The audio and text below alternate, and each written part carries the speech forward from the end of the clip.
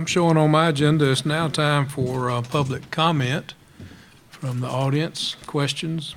I'd like to invite my colleagues on the board, if they wouldn't mind, to come join me on the desk. And I also know that Dr. Mark Barner, who has been doing a very dutiful job today in keeping us on track, will monitor any comments or questions we may receive from our online viewers. Raise your hand if you'd like to make a comment or ask a broader overall question.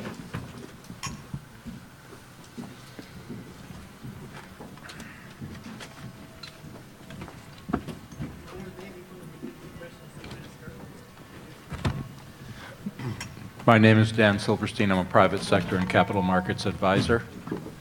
I've been to a number of these, and I think this one is the best. So thank you all very much. Well, Dan, thank you. Thank you. I like those kind of comments. You're invited back.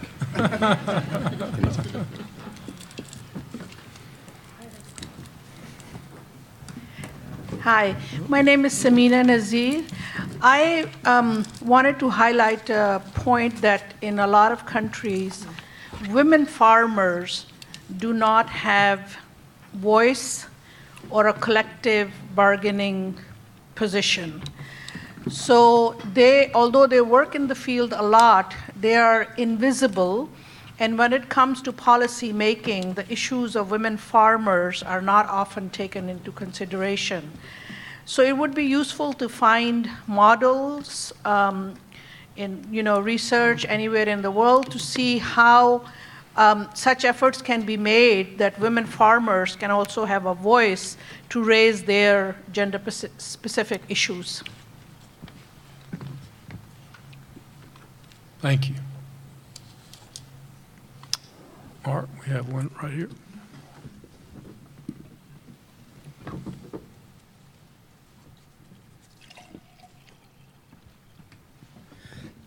Thank you, Mr. Chairman. Thank you, ladies and gentlemen. As he said, this was one of the best events I've ever attended here. And so I asked early in the morning, how are we going to collaborate with you as the board or as USID, just being on the table, listening and looking at what the young people have said there. How do we transfer their message to other young people out there, their impact and what they are doing? It needs resources, it needs outreach, and it is us people as civil society to take the message out there. And next meeting, we should make it in Africa so that all young people in Africa should come and listen to this story, because those stories are the ones which will motivate them to be farmers and to do what we were talking here. Otherwise, we'll be talking and talking, say, what did you say? They don't know the message. They need this message from these young people. So how do we work with you and sit with you on the table, though not on that big level, but just listening and saying? So that's all I can say, and that's my question. How do we work with you? And thank you so much for these wonderful speakers, you and everybody, and the food. Thank you. Absolutely. Very well said. Thank you. Would anyone like to comment on that? I will work to be very brief. My name is Daniel Foster from Penn State. Thank you for allowing me to attend and for entertaining this topic. The thought that I would leave you to think about as you look ahead is to never underestimate the importance and the power of the educator. When we speak to youth and rural youth engagement and involvement in agriculture, generational impact can occur if we invest in the professional development of those educators who for decades, not for programs, for decades can impact the lives of youth. And so that's the only comment I wanted to share as we talk about where we go forward, is how are we investing generationally by developing and coaching our agricultural educators, be it formal, informal, or non-formal. Thank you. Thank you.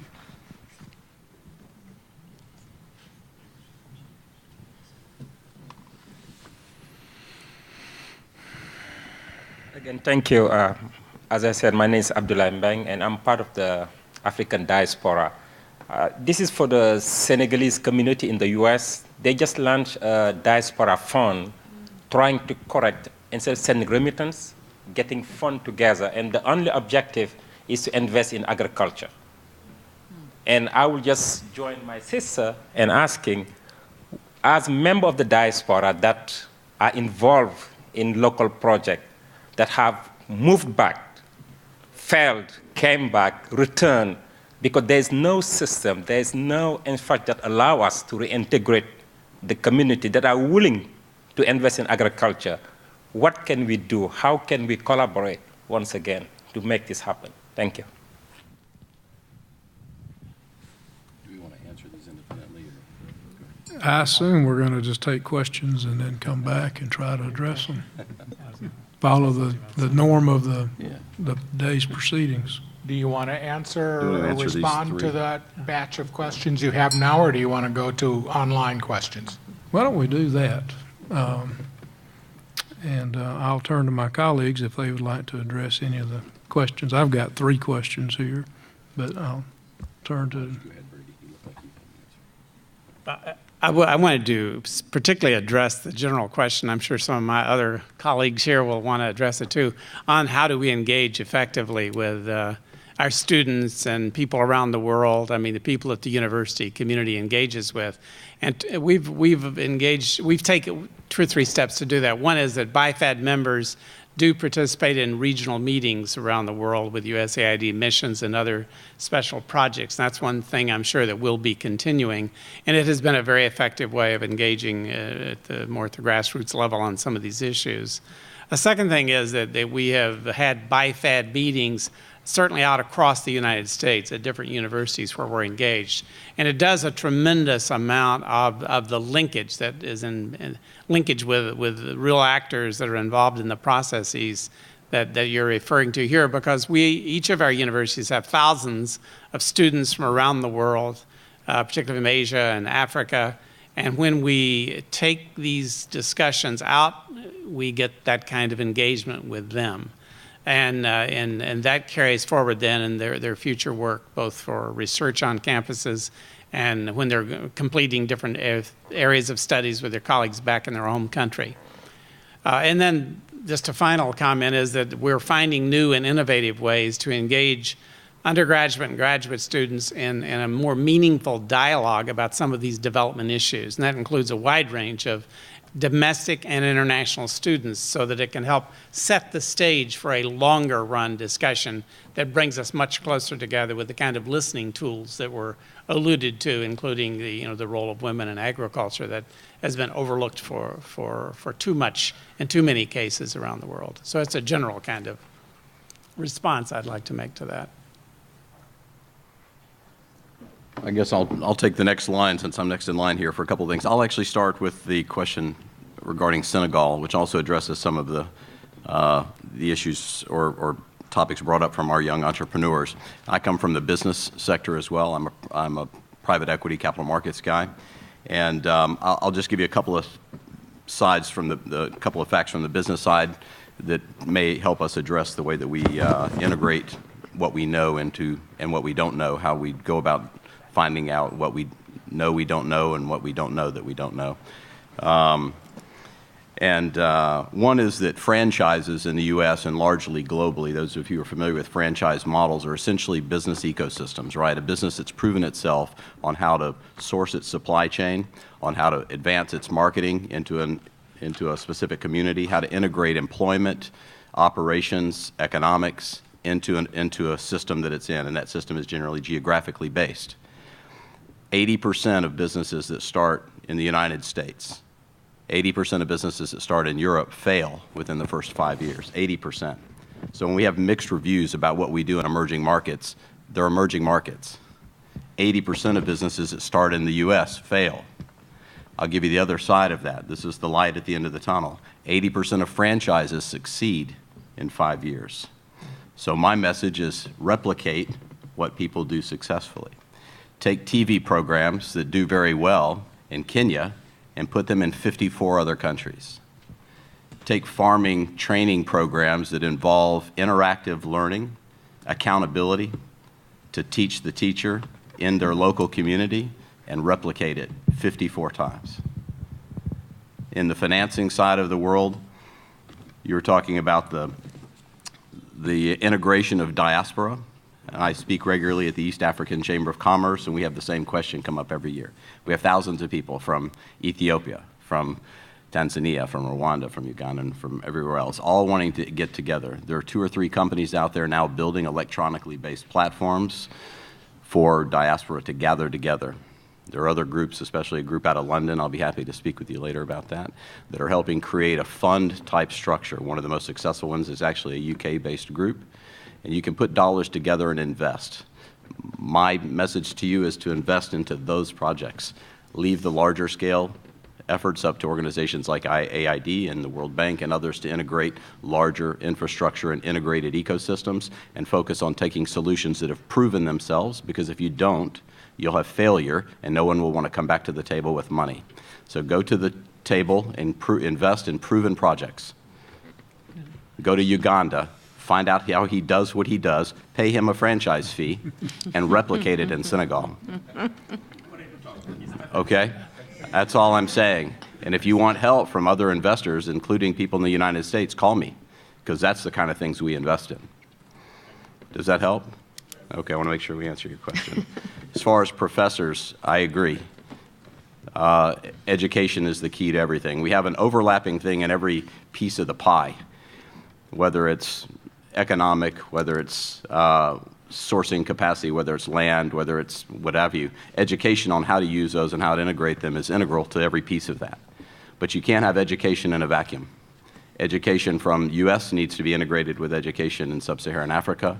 That integration also needs to include experiential training.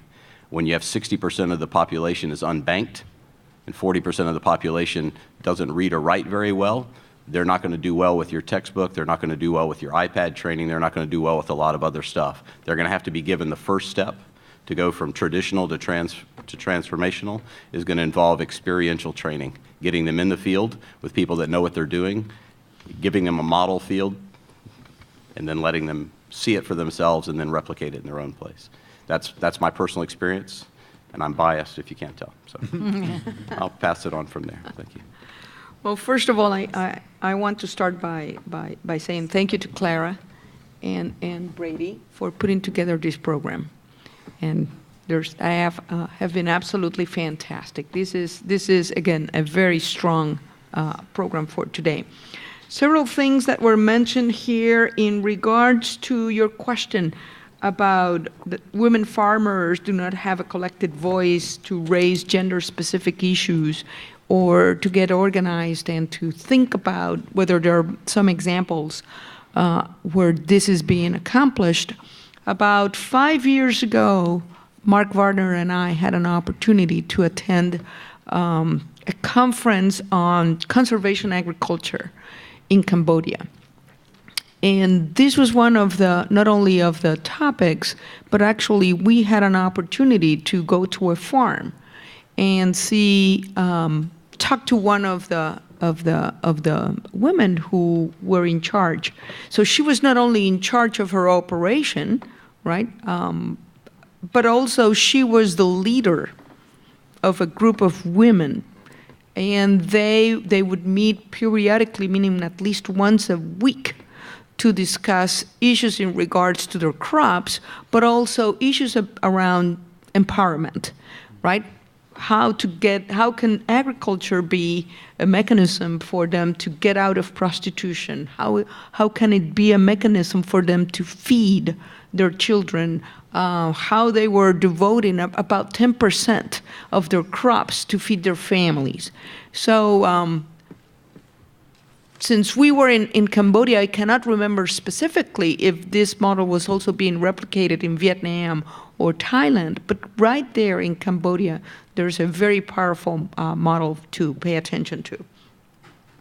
Senegal, same thing. Last year, Clara and I and others had an opportunity to go to Senegal. And what you have there, it's fascinating, right? Because the government is working on this new plan for the university. It's a plan for the future. So USAID is playing a very important role outlining the research component of it.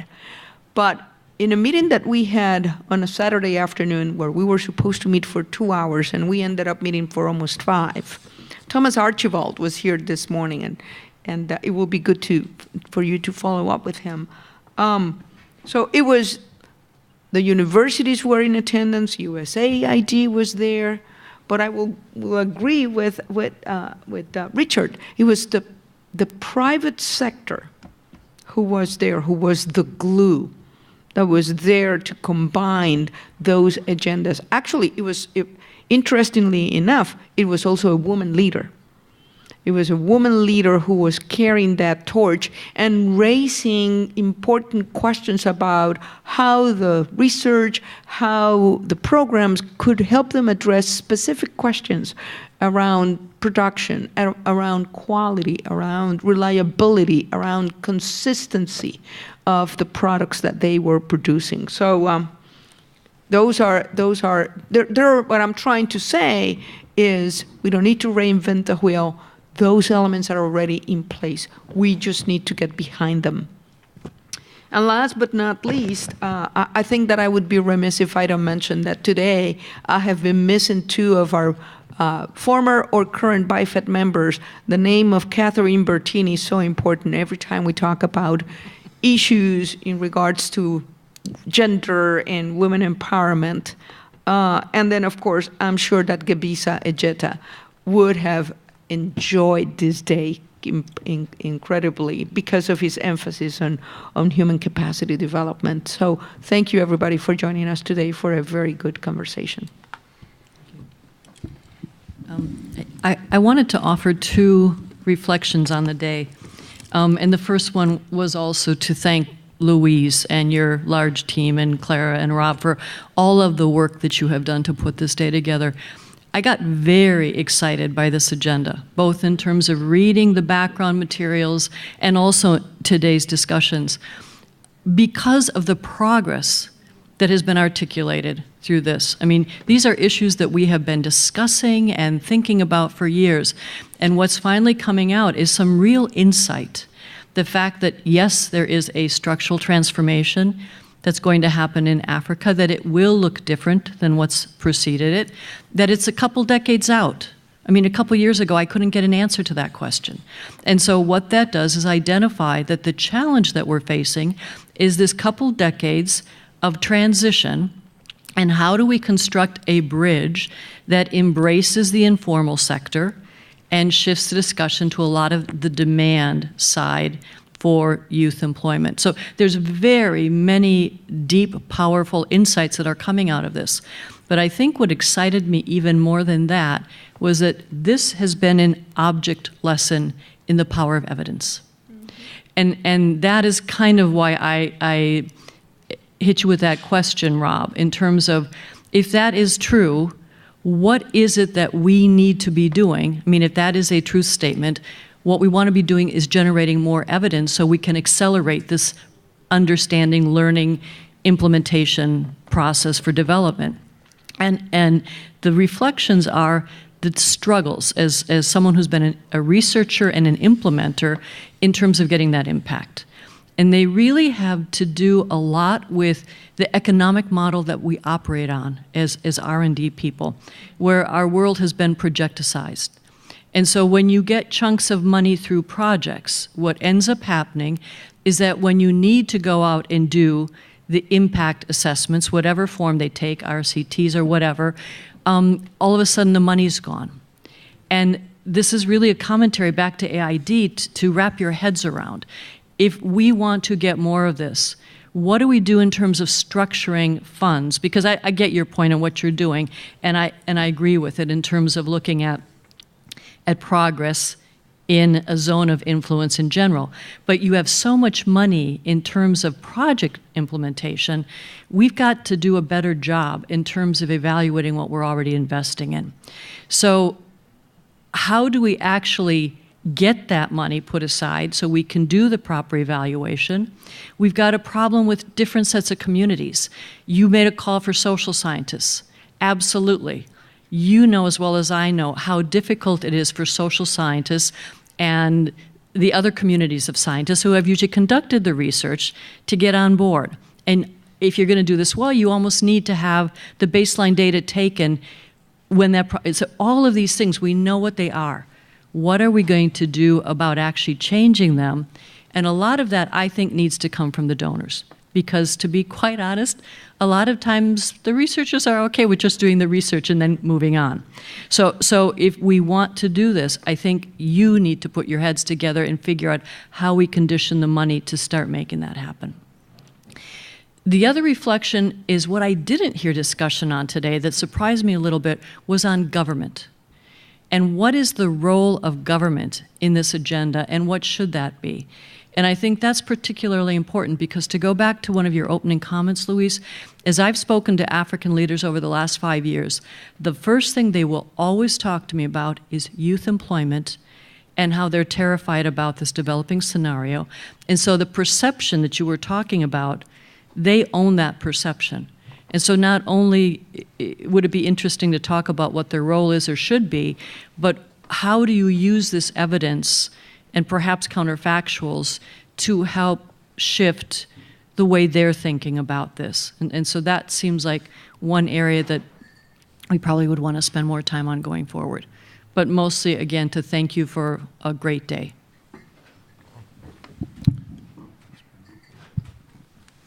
So I just want to give a few points that I heard throughout the day and then come back to a topic that has been on the BIFAD agenda for the last couple of years. I heard human and institutional capacity development. I heard cooperation and communication across the institutions of higher learning in the United States and the institutions of higher learning in country. I heard the need for more modeling and mentoring, so behavioral modeling on the ground. And I think we owe ourselves the duty to ask the question, where do we find that and how do we put it there?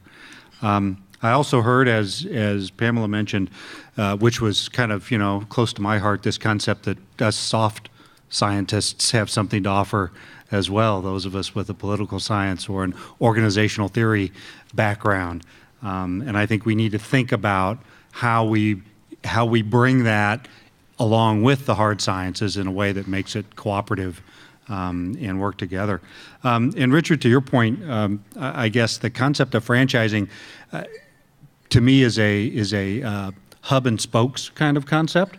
And I think that USAID and institutions of higher learning in the United States are the best hub from which spokes emanate, either to bring things together for this kind of a joint communication or to send the information back out. And we need to think about how we can do a better job of that. And so the topic that's been on BIFAD's agenda for the last couple of years that I just want to say I think has been made even more important is how do we bring together people of different nations and people of different backgrounds, and how do we physically get them together for study and learning and communication so that we can not only share those ideas, but we can send models of behavior back into the countries where they will have long careers of investing in people and in empowering people. So that's an agenda item I don't want to miss every time we get together. And Pamela, to your point of government, there are a couple of third rails. I teach a communications negotiations class, and I tell people you can talk about anything you want to. You can't mention politics and you can't mention religion. Sooner or later, we're going to have to mention politics and religion if we're going to get to some of these issues. Yeah, I'll just add to what James is talking about. We're talking about governments and their role, but we also need to talk about the United States government and its role. And we've got this wonderful organization here at USAID that's doing remarkable work around the world. And it's inspiring for me to be sitting up here on this dais with these wonderful people who you can tell are very committed to helping assist in any way that they can with their wonderful professional experiences to help USAID in its mission and trying to identify how we can continue to do this very meaningful work. And we just had a wonderful day today learning about especially the youth movement and challenges that we face there. But we've got to make sure that our leaders in our own government appreciate what we're sitting here talking about today. And I think that's something that we also can do as leaders, and what you can do in helping to use your relationships, particularly with our friends on Capitol Hill in this administration the relevant importance of what the work is going on here, Feed the Future, and how relevant and important it is. And, you know, I think that that's critical for all of us, and be mindful of that. And our land grant, or excuse me, our universities, not just land grants, but our university system and their partners and the meaningful work that they're doing can be a wonderful ally and resource for us to continue our relationships and what we're trying to accomplish. So, again, I appreciate the comments of my colleagues and what we've been able to enjoy this afternoon. I think as we get to the final moments here, we were going to ask Dr. Louise Fox to kind of give a quick wrap-up and summary of this wonderful session that she's helped be a part of and lead.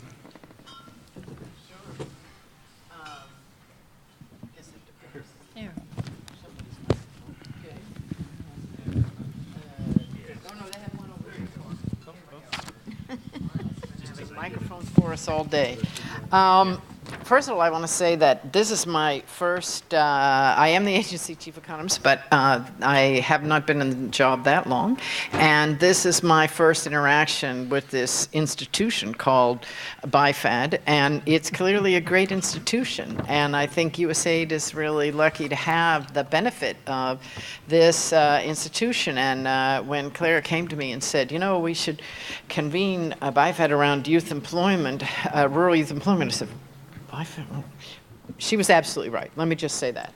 We won't go through all my stages of confusion. She was absolutely right. And so I also think it's been a great day. What are the takeaways that maybe I would share with you? First of all, I just want to say the power of young people.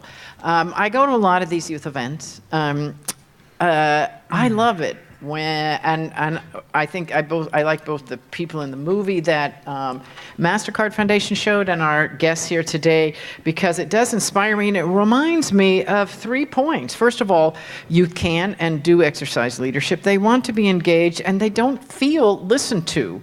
And this is an issue. It's a political issue. It's a social issue. It's a normative issue. But it's an issue that we all have to pay attention to. And I think what I think we heard today, and what I've heard in other events, like when MasterCard Foundation had an event about youth and agriculture and other events, is that youth want to transform agriculture. They want to bring agriculture through those stages that Tom Reardon and Dave Shirley outlined. So I think that's the first takeaway. The second takeaway is that research policy and programming really needs to unpack youth in terms of location and gender and skills. I think we all know that. We know that we're not heterogeneous. You know, why should a certain demographic be heterogeneous? But it's just a reminder. Education and skills. This was a constant discussion. And I think the reason for that is we know of youth is still a time of transition. Youth should still be learning. We know to go into the hard science, we know the brain development. We know the youth brain is still developing in through the 20s up until 30. And so, yes, you should still be learning, but I think we're not always sure what, how, and where, and how to support that in terms of agriculture and rural transformation, in terms of transition to economic independence, and other youth transitions as well, social independence, community participation, et cetera. I think we discussed a bit that what I would call the legacy players' performance has not always been so great, and that we need some new approaches. I think one of the questions I have is, how do we disrupt the legacy players' approaches? We've got 2 university presidents here on the stage. They probably don't want to hear about disruption of legacy players' performance, 3 of them actually. But I think, you know, it is a question that we need to ask about those systems of skill development, and both for children and for youth, and how we can make changes at cost and scale. And I don't think we had answers here today. We just heard a consensus on that problem, I think, both within the education system and once people leave the education system. I think how to improve the quality of the enabling environment to get to the transforming stage and make sure everybody benefits. Making sure everybody benefits came up a lot. People were very interested in the transitions, but they were also very interested in making sure everybody benefits. And I'll come back to that in a minute. Well, I guess I'll come back to that now. I think that research can contribute to that question. Research actually can contribute to a lot, and we discussed today various ways that research can contribute. I think research can help us learn more about youth constraints and opportunities in different contexts for differing youth, and how to make sure that no one is left behind, as well as about policies and programs. What works, how? I really think that's one, when Florence Kundally spoke, she really talked a lot about the how that we need to know. And it is really important to know how things work. It's not enough to know that maybe it works for somebody, because it's the how that helps us have better policies and programs. And I want to close with the idea that we need multiple kinds of research. I was thinking about what research would I like to engage our two youth entrepreneurs in. And I want to do an impact evaluation on Ignacio's schools before they get franchised. Why? Because the public sector doesn't have the bottom line that the private sector has. And that's why we need to have assessment and find out if they really work. So let's randomize and let's do some impact evaluation and really come up with the evidence on cost effectiveness before we scale. But at the same time, I really want to do some qualitative research with Patricia on the Tanzanians and Kenyans in your contest. And I want to hear from them on what they think they learned in this contest and why they learned it and why they succeeded and why they didn't and what they would pass on. So that's my thoughts. We need multiple kinds of research. You wouldn't expect me as a professor to say anything more than we need more research. But I think it's encouraging, as you say, that we have some ideas about how to move forward. So thank you very much. And Mark, I turn it back to you. Thank you very much, Dr. Fox. Well said. Well, as we wrap up this day's wonderful session, I want to thank all of you for your indulgence with a rookie BIFAD member and, more importantly, a rookie chairman. But I thoroughly enjoyed my time today.